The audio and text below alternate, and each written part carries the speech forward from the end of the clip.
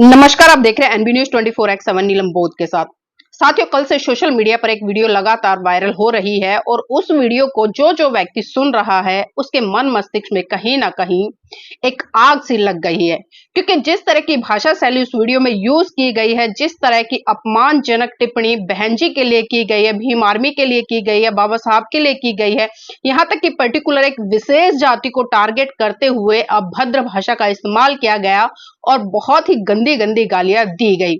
और ये गाली देने वाला व्यक्ति कौन है, कौन सी मानसिकता का है, कौन से धर्म का है, कौन सी संस्कृति का पोषक है, ये आखिर इसने दिखा दिया कि ये कौन सी संस्कृति का पोषक है, कौन से धर्म को मानने वाला है। और लगातार जिस धर्म को लेकर इस भारत देश में उंगलियां उठती हैं और आज भी उठती हैं, और आज तक सुप्रीम कोर्ट भी धर्म को डिफाइन नहीं कर पाया है। और साफ साफ हमने कई बार सुना है कि हिंदू धर्म कोई धर्म नहीं बल्कि एक गाली है।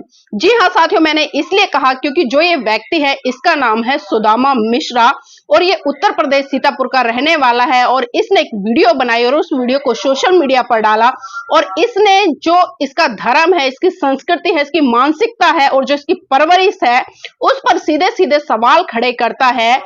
तो आप खुद जांच कीजिए कि ये लोग कैसे हिंदुत्व की मांग करते हैं, कैसे हिंदुत्व की कल्पना करते हैं, कैसे हिंदू राष्ट्र स्थापित करना चाहते हैं और क्या उस हिंदू राष्ट्र में इसी तरह का व्यवहार होगा, इसी तरह की भाषा शैली होगी, इसी तरह की अभद्र अमर्यादित भाषा का इस्तेमाल किया जाएगा। साथ ही सबसे पहले ये वीडियो सुनिए और फिर इस वीडियो को सुनकर आप खुद महसूस कीजिएगा कि कितनी गंदी मानसिकता इस व्यक्ति की है और इसके जहन में जो जाति का कीड़ा है कितना कूट कूट कर भरा है। एक बार आप सुनिए इस वीडियो को। मेरा नाम सुदामा मिश्रा है। मैं जिला सीतापुर, तहसील मिश्रिक, थाना संदना, ग्राम सभा आमा घाट का हूँ रहने वाला। और मैं इस देश का ब्रांड एम्बेसडर, लेबर अड्डे का ब्रांड एम्बेसडर हूँ। मैं उस भीमराव आर्मी से कहना चाहता हूँ कि अपनी औकात है वहाँ तक का बात करो। इसके पहले एक मायावती ने नारा बनाया था, तिलक तराजू और तलवार जूता मारो 4-4।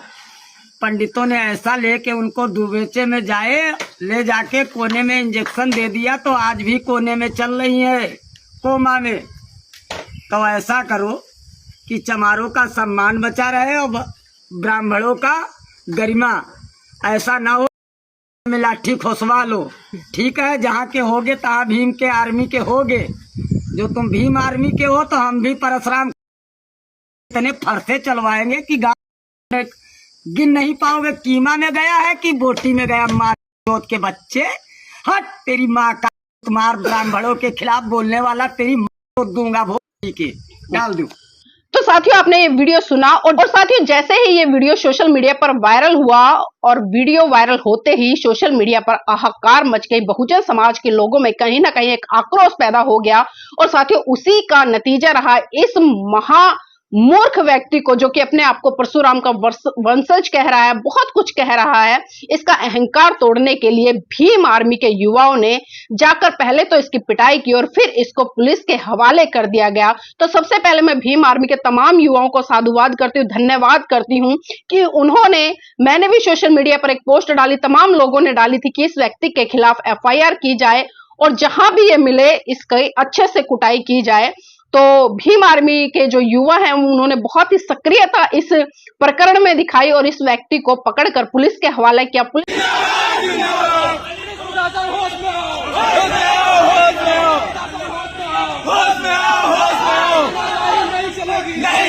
नहीं चलेगी, तानाशाही नहीं चलेगी, नहीं चलेगी, नहीं चलेगी। भाई चंद्रशेखर आजाद जिंदाबाद, जिंदाबाद, जिंदाबाद।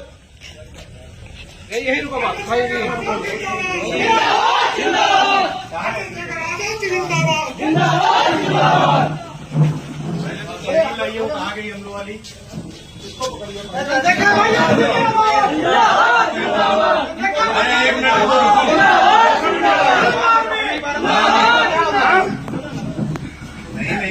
नहीं उनको ले लीजिए, कोई हाथ लगा देगा ना, कोई धोखे। पहले तो जो आपने FIR लिख के वो दीजिए और ये हमारी तहरीर है। छोड़ देगा तो हाँ वही इसीलिए कह रहे ना इसको इधर क्या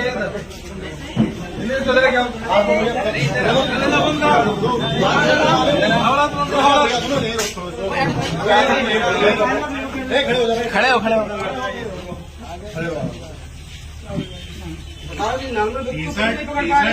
पुलिस ने भी इसकी अच्छी खासी धुनाई की है। और साथियों, जब ये थाने पहुंचा था, जब इसको भीम आर्मी के युवा पकड़ कर ले जा रहे थे, तो इसने भारतीय जनता पार्टी की टी शर्ट पहनी थी। तो इसी से आप समझ सकते हैं कि किसका समर्थक है और किसका समर्थक कर रहा है। और ये कहीं ना कहीं चाहता था कि पुलिस प्रशासन से भी इसको सहयोग मिल जाएगा, क्योंकि उत्तर प्रदेश में योगी आदित्यनाथ की सरकार है और शासन प्रशासन पूरी तरह से उनके कब्जे में है। और इसी से आप समझ सकते हैं कि जो ये टी शर्ट पहनकर गया, इसकी मंशा क्या थी और किसके इशारे पर इस व्यक्ति ने ये वीडियो बनाई। लेकिन साथियों, अब यही व्यक्ति जो परशुराम का हवाला दे रहा था, जो कह रहा था कि किसी में दम है तो मेरा कुछ बिगाड़ कर दिखा लेना, अपने आप को ब्रांड एम्बेसडर बता रहा था, और इसका ब्रांड एम्बेसडर एक झटके में भीम आर्मी के युवाओं ने निकाल दिया और इसको पुलिस के हवाले कर दिया। और साथियों, अब इसकी दूसरी वीडियो देखिए, किस तरह से गिड़गिड़ाकर माफी मांग रहा है। मेरा नाम सुदामा मिश्रा है, मैं आमा घाट में रहता हूँ और मैं फीवर हमारे तेज था, इसलिए मैंने दवा खाई थी। तो मैं फेसबुक देख रहा था, उसी में कुछ उल्टा सीधा देखा तो हमने कह दिया, उसके लिए माफी चाहता हूँ और ऐसा कभी नहीं करेंगे।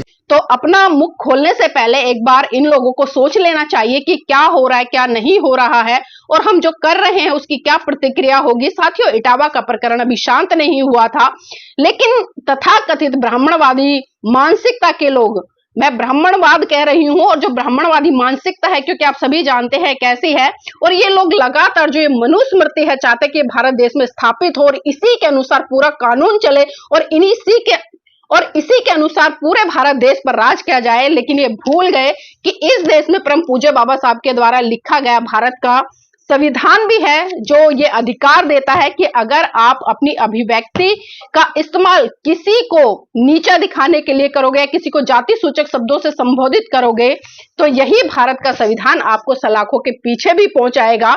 तमाम तरह की चीजें आज भारत देश में चल रही हैं, संविधान को लेकर भी अलग अलग टिप्पणियां आजकल आ रही हैं, आप सभी देख रहे हैं। लेकिन साथियों, फिर से मैं एक बार धन्यवाद देना चाहूंगी तमाम उन जागरूक युवाओं का जिन्होंने इस प्रकरण को संज्ञान में लिया और इस घमंडी ब्रांड एम्बेसडर, जो कि अपने आप को कह रहा था, और बहन कुमारी मायावती को भी अभद्र भाषा का इस्तेमाल करते हुए इसने गाली दी। और इसने यहां तक कहा कि उसने एक नारा बनाया था, तिलक तराजू और तलवार, इनको मारो जूते चार और चमारो अपना सम्मान बचा लो, और मतलब कुछ इस तरह की भाषा शैली थी, आपने वीडियो में सुना।